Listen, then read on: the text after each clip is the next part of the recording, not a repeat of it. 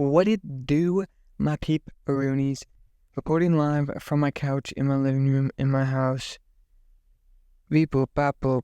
Let's get into it. Today's topic is going to be on something that my buddy and I actually sort of discovered. I think we did, maybe not, but theme around today is going to be about your partner, your loved one, your snooky pookie, your googly bear, whatever you call them. It's going to be about your partner. Because my buddy and I, there were times where we'd kind of be confused or a little frustrated with why our girlfriends and our partners acted the way they did. We just couldn't really figure it out. So we coined this term, which I'm going to share with you today, and it is called emotional sense. And just one thing before diving in, I did want to preface that I'm definitely not excusing my frustrations and confusions that I have in my relationship with my partner, because that's kind of a whole nother topic and something I'm working through. But for the sake of this video, I will be focusing more on the emotional sense and explaining, kind of going into depth about what that is. So just bear with me. So for a quick definition, I'd say emotional sense is just something that emotionally makes sense, but not logically. So something that's going to bring you feelings of happiness or, joy, but might be somewhat counterproductive to other areas of your life. And this is a concept that's been especially challenging for me to wrap my head around as someone that's more of, wanting someone that likes to really attack the problem solve, find the best solution that will, in my eyes, make life easier and better. But again, in my partner's eyes, it's something that gives them an emotional validation or makes them feel good emotionally. So that's something that I need to work on, just understanding that, I can't shoot that down because it's something that's important to my partner, and I have to respect that, even though, no matter how badly I want to throw a solution or, I don't feel like I can remedy the situation. But, just understanding that emotional sense and allowing her to do what she feels she wants to do or needs to do in that particular situation. Couple examples I'll throw at you. One just kind of basic one to start would be my girlfriend loves Starbucks. Who doesn't? It's pretty delicious. But it's 5,000 grams of sugar in each cup of coffee, and it's $25 whatever for a small cup of coffee. I'm exaggerating, but you get the point. But basically, she'll go out on her runs and get her coffee.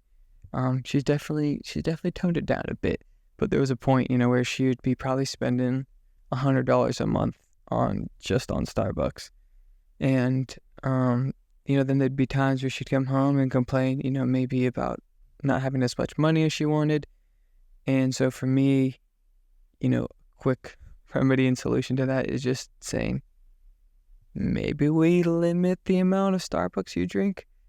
And to her, she'd always get upset about that, because just going to Starbucks, waiting in the line, grabbing her coffee, and then, heading off to work or wherever she's going, just did bring her, a little bit of, just a little dopamine rush, a little joy.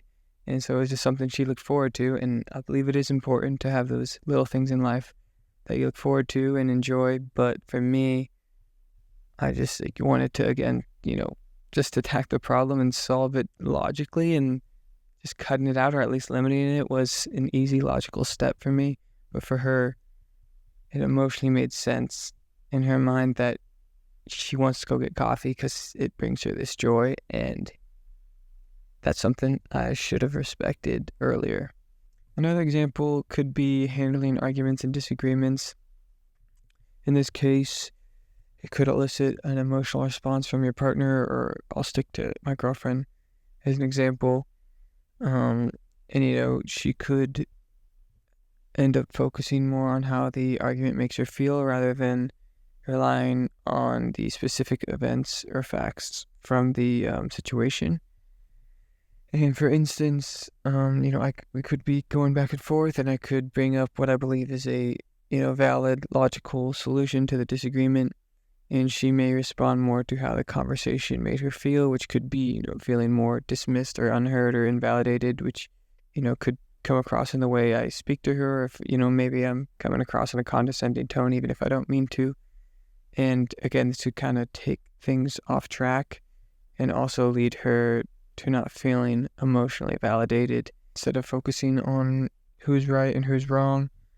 Even if I feel like I'm bringing, rational arguments that logically make sense, she might feel unappreciated or unheard, which can then lead to, just causing problems and not really coming to resolution, because on my end, I failed to understand her emotional sense and, just take a second to not just throw logic at everything. And sometimes, when you have a deeper relationship like that, emotions sometimes maybe do need to take precedence over logic. I only had a couple examples, but I lied. I have a third. And the third is actually my favorite example, but also the most annoying example of them all. And for me, and in my relationship with my girlfriend, that is when we go out to eat or somewhere, just restaurant or whatever it may be. And, I go to order what I want, and I tell her, she can order whatever she wants. I'll get her all of her own food. And then she turns it down or doesn't get as much food maybe as she thought she wanted. And then, we'll go down to eat 2 bites in, and she says, "Can I have a piece of that?" Now, at this point, I am bewildered. I am flabbergasted. Because, to me, logically, I'm like, we can both get our own plate, eat as much food as we want, and are both going to be fully satisfied. But in her mind, there's an emotional connection, intimacy that comes along with sharing food. And it's taken me so long to understand and accept this, because I still struggle with it, just because it's like, I'll get you whatever you want, and then we don't have to share. And maybe that's a dookie reason, but that's my reason. And I've worked hard to understand, from her point of view, it's not just about satisfying a craving, but about this opportunity to share a meal and develop some form of connection and intimacy. And I am slowly learning to accept this a little more. And another topic I would talk about with this is why some people gravitate more towards this sense, and the particular situations in which they do. And I think for me, and again, my relationship with my girlfriend, she's been super independent and just taking care of things, but for herself, by herself, her whole life. It's just how she's been. And I entered her life. We've known each other for coming up on 2 years, dating 1.5 years of that. And I'm super grateful and honored, because I think I've truly been one of the first men, and first relationship at least, that she feels like she can fully trust and let her guard down. So I'm honored, because I feel like it's brought about this sense of security and vulnerability within her, where she does, instead of solving things and figuring out all of her own problems with logic, I think she has learned to lean more into an emotional side where she is able to feel more, and that brings out that emotional sense in her. Again, because, I'm grateful and happy that I'm able to be a type of provider or someone that she can trust, to the point that she is able to open up in that manner. So for any of you, if, with your partners, maybe you see similar things in them where they are super independent or have been most of their life, and then with you, you feel like they rely on you a little more than you see, at least in their everyday life. And it could just be the case for them too, that they feel a sense of comfortability with you that they haven't experienced before. And so naturally that can just open up, and it can lead to them coming to you as more of a source of emotional support than logical support, or, problem solving and finding solutions for them. I think it's also important to stress the value of figuring out what kind of thinker or problem solver you are, in the sense that, for me, I'm more of like as I've touched on, a logic-based and problem solver. I want to go straight for the solution and provide that. So I think if you're able to identify that in yourself, and if that is something you resonate with, then it can help to really become aware of that behavior in yourself, especially when you're around people you love or your partner, and you're able to kind of be more mindful of it and catch yourself, if they come to you, or there's a situation where you can, hopefully ideally pick up on that they're relying more on their emotional sense, and you're able to catch yourself as you're building up some, type of logical response. Again, there are always instances where the logical response is needed, but in a lot of instances, there will be times where, you'll catch yourself maybe building up a straightforward logical response to something that they may be looking or needing more of an emotional response to feel validated, and, that their emotional sense is being taken care of. So I think, there's a lot of value in kind of discovering and becoming aware really of what kind of problem solver and person you are in those situations. And now, how do you go about accepting this? That's a great question. I'm trying to figure that out myself.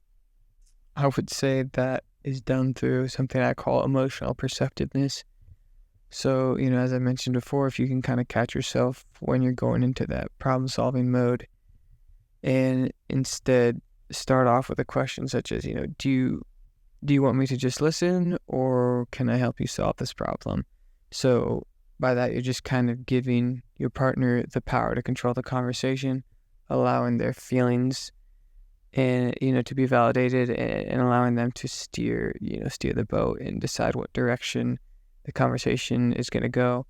And I think that just, also, makes them feel loved and have some power, and that you're just there to support them in any way they need.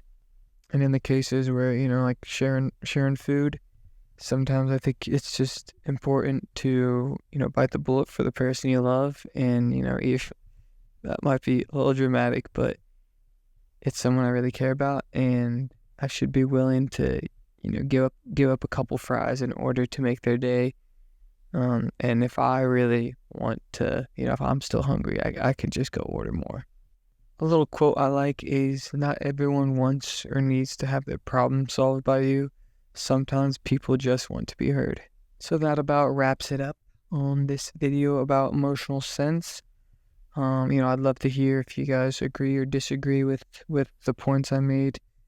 Or, if it even makes sense. It's something I'm still trying to kind of process or figure out how to word accurately. But, just let me know what you guys think of it. Please feel free to drop any comments, respond. You can email me, message me on, TikTok, whatever it may be. I love to talk and chat it up with any of you. So, again, thanks for watching, and I believe in us.